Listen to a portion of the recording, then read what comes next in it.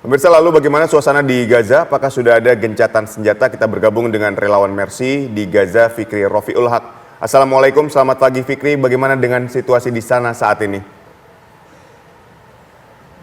Waalaikumsalam warahmatullahi wabarakatuh. Selamat malam waktu Gaza. Memang kondisi di Jalur Gaza masih sangat mengkhawatirkan, di mana memang serangan-serangan Israel masih terus dilakukan dan korban jiwa terus bertambahan sampai saat ini.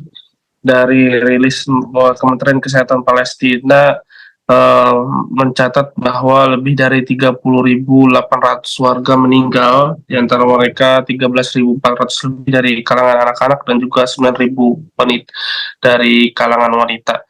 Dan terdapat 364 tim medis serta 133 jurnalis, ditambah dengan 166 petugas UNRWA atau PBB gitu yang bekerja di Jalur Gaza, dan korban luka-luka juga sudah mencapai angka 72.400 lebih, di mana sekali lagi mayoritas mereka adalah anak-anak dan juga perempuan.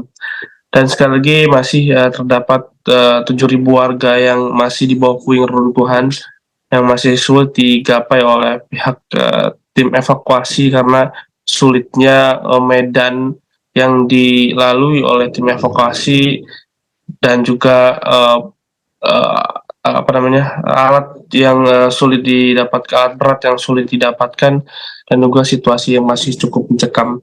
Dan memang mengenai gencatan senjata, memang pada awal Ramadan ini memang sepertinya tidak ada akan terjadi gencatan senjata, di mana memang uh, diskusi mengenai gencatan senjata ini akan dilakukan pada minggu depan, karena memang pada minggu ini sekali lagi pihak Israel menolak persyaratan-persyaratan gencatan senjata yang diajukan oleh Hamas di Kairo, di Mesir.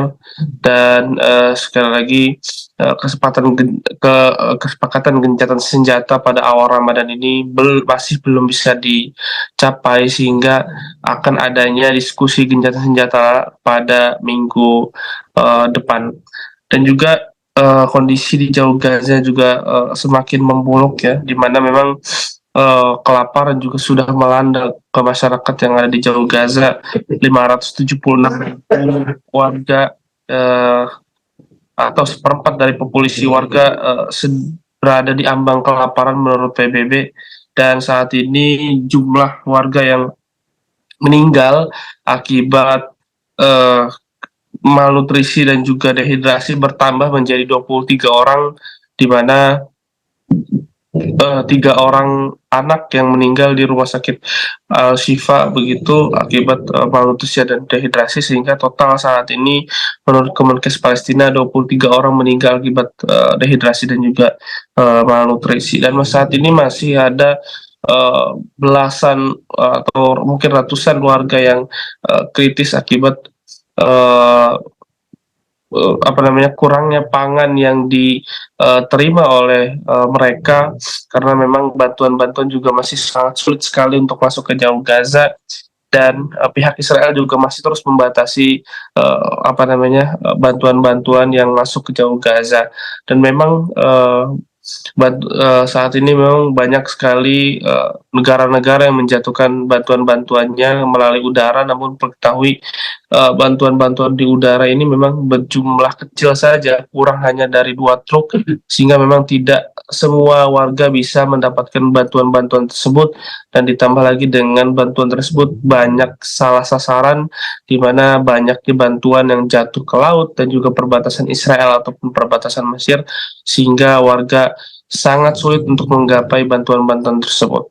Dan bahkan dari apa namanya, dari pantauan media Middle East, bahwa ada sebuah airdrop yang jatuh bebas begitu akibat parasutnya gagal terbuka, sehingga memang bantuan tersebut jatuh dari ketinggian yang sangat tinggi dengan kecepatan yang sangat cepat, sehingga menimpa beberapa warga dan mengakibatkan meninggalnya 2 orang warga yang sedang menunggu akibat bantuan melalui airdrop ini. Sehingga memang ini sangat disayangkan, seharusnya bantuan ini seharusnya bisa membantu masyarakat Gaza, namun faktanya banyak juga airdrop yang mengalami insiden sehingga sampai membunuh 2 warga sipil yang sedang menunggu bantuan tersebut, Mas Aditya. Lalu apa upaya dari otoritas di Palestina terkait dengan persiapan bulan suci Ramadan jika gencatan senjata memang tidak terjadi?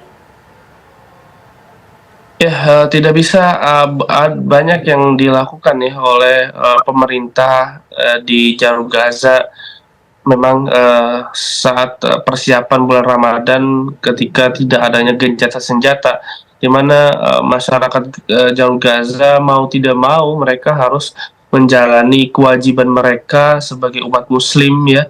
Memang mayoritas mereka adalah umat Muslim yang ada di jalur Gaza, sehingga mereka terpaksa menjalani ibadah puasa ini di bawah agresi militer Israel, di bawah gempuran-gempuran setiap hari yang dirasakan oleh pihak warga, sehingga memang mereka harus terpaksa berpuasa di bawah di bawah agresi militer Israel, sehingga memang mereka tidak bebas untuk misalnya tidak bebas untuk menjalani ibadahnya, seperti mereka harus tarawih di tempat-tempat yang mungkin tidak bisa ramai begitu, ataupun tempat-tempat mereka tempat-tempat mereka beristirahat ataupun mengungsi. Artinya mungkin tidak ada tarawih yang dijalankan di masjid-masjid, ataupun hanya beberapa masjid saja yang mungkin melaksanakan tarawih begitu, ataupun buka bersama, dikarenakan memang suasana di jalur Gaza masih sangat mencekam ya.